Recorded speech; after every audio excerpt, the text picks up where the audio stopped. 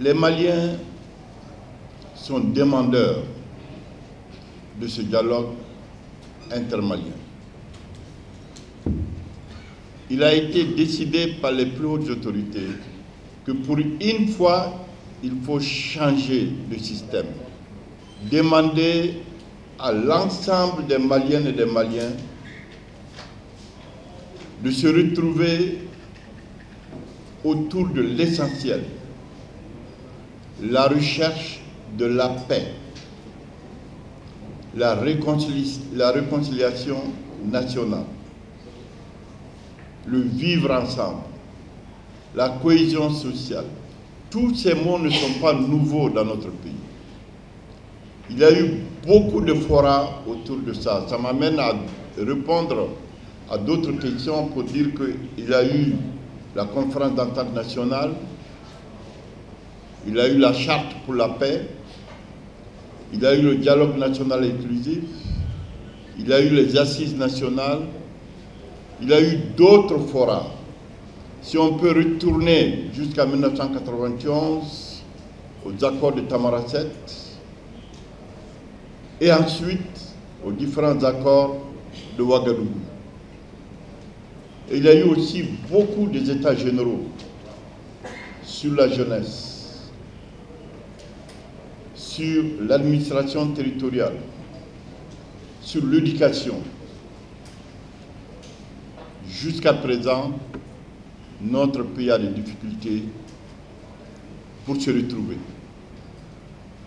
Et c'est pourquoi le chef de l'État a décidé qu'il faut que les Maliens et les Maliennes se retrouvent dans toute leur diversité, dans toutes leurs composantes, pour parler de paix, de réconciliation, de développement, de vivre ensemble, en tenant compte aussi de la situation géopolitique internationale. Comment nous pouvons sortir de ces crises répétitives qui sont devenues cycliques, le terrorisme, le banditisme, les narcotrafiquants. Comment toutes nos populations peuvent proposer des solutions endogènes qui nous permettent d'éradiquer tout cela. On nous dit comment négocier avec la SEMA, Yadagali, Amadou Koufa et tout. Vous n'avez pas cité les noms, mais je pense que c'est à cela que vous pensez. Mais où sont-ils? Partout dans leur contrée, il va y avoir le dialogue. Leurs parents vont dialoguer avec les autres. Ils sont des Maliens. Les Maliens vont se parler.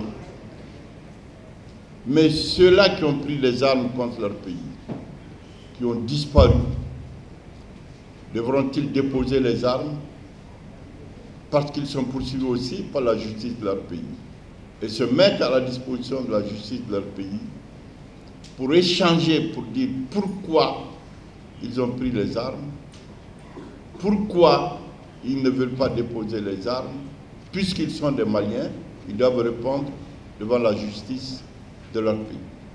En tout état de cause, il appartient aux populations de décider de ce qui va arriver aux uns et aux autres.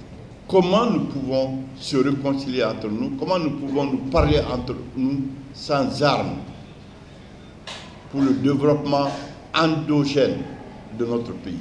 Voilà les questions centrales auxquelles vous tous, journalistes et nous et les autres, devrons répondre. Nous devons tourner la page de ces moments difficiles, de ces moments de crise, pour revenir autour de la table, sous l'arbre à palabre, sous le togona, dans les vestibules, pour échanger et dire la vérité, les yeux dans les yeux, et demander pardon les uns aux autres. Il est important que nous parlions de cela. L'idée du dialogue, j'ai dit, c'est le président qui a eu cette initiative, Mais on a constaté que l'ensemble des Maliens étaient favorables à cette idée. Et partout à travers le pays, on demande à ce que ce dialogue soit structuré autour des grandes préoccupations des Maliennes et des Maliens. Il faut que nous acceptions de travailler et de développer notre pays. Et qu'on quitte cette haine, ces difficultés, cette méchanceté, se tourner le dos alors que nous sommes tous parents, nous sommes tous amis, nous sommes tous frères. Et c'est à vous, Madame, Monsieur la presse, de nous aider à parler vrai, à dire vrai, pour que les Maliens entre eux se disent la vérité les yeux dans les yeux. C'est pourquoi nous allons nous retrouver entre nous, sans qu'on fasse appel à des experts pour nous écrire ce que nous savons écrire. Vous avez toutes les compétences nécessaires pour pouvoir faire de ce dialogue une réussite. Qu'est-ce qui sera mis sur la table?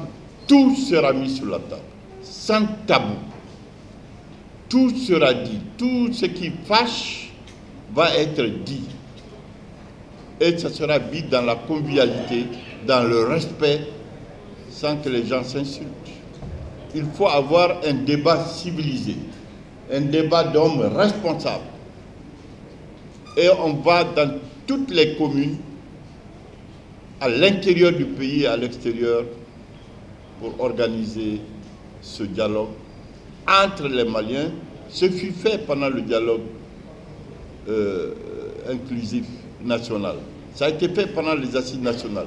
Mais quelque chose de nouveau va être réalisé cette fois-ci, parce que c'est les Maliens entre eux, sans interférence, qui vont se parler pour trouver des solutions à leurs problèmes.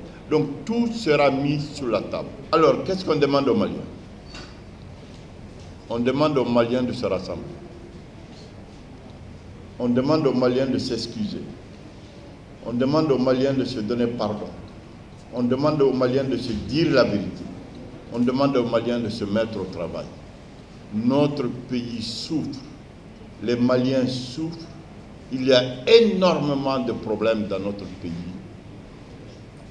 qu'il faut seulement les Maliens pour trouver des solutions à ces difficultés. Nous ne pouvons pas sortir de ces difficultés sans que nous, Maliens, nous nous mettons au travail. Le travail est central et obligatoire, mais il faut de la rigueur, il faut de la responsabilité, il faut des sanctions, il faut que le Mali soit debout, il faut que les Maliennes et les Maliens travaillent pour que notre pays sorte de ces crises cycliques.